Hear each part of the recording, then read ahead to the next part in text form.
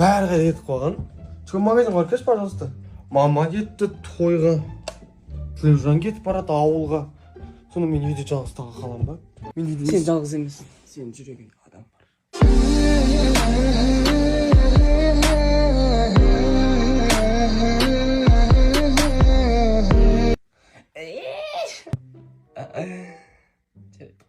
Магазинға барып келші, дүкенге барып білесіз. Неме алып келейін?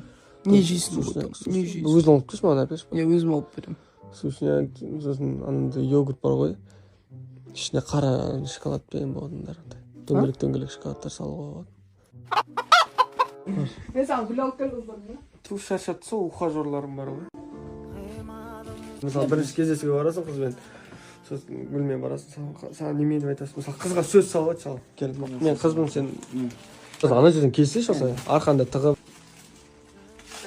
Мойшыққа тұрып қойып жүрмеші. Сәлем. Мынау саған. Осылай гүлдей көпіріп жүре бер. Насипасай. Малсың ба сен? Мен айтам. Сен көздерің дәл осы гүлдер сияқты. Неге деген? Өйткені сасып жатыр деп ойлаймын. Ойлашы, жемегісі былай келдің ғой, ойланып ойлаған ғой, айтам деп, типа өмірімдегі бүкіл, қаншама сәттер өттік, анау-мынау, мен сені ұмыта алмайды екенмін, анау-мынау деп.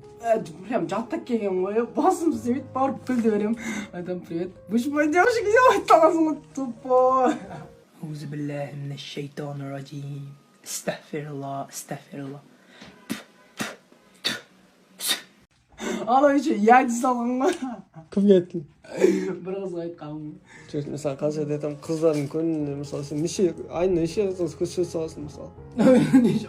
Айына. Бірақ қыз бар өзі, бірақ қызым бар, бір тал қызым бар, бітті. Чүкен бар магазинға барып келші тез. Чүкен магазинға барып Неме алып келем? жаңа айтқан нәрселерді алып келші. Мен айтқан емес, вообще болмайтын нәрселер алып келген ғой, тормыз.